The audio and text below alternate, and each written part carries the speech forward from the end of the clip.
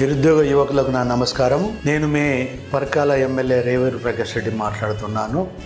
ఏదైతే ఎన్నికలలో ఇచ్చిన వాగ్దానం మేరకు యువతీ యువకులకు ఉపాధి అవకాశాలు కల్పిస్తాను, అదేవిధంగా ఉద్యోగాల అవకాశాలు కల్పిస్తానని చెప్పి ఆ రోజు నేను మాట ఇచ్చిన మేరకు రేపు ఏప్రిల్ 4వ తారీఖున అంటే శుక్రవారం రోజు పరకాల హెడ్ క్వార్టర్లో ఉన్న లలిత కన్వెన్షన్ హాల్లో ఉదయం 7:30కు ప్రారంభమయ్యి సాయంత్రం వరకు నడుస్తుంటుంది.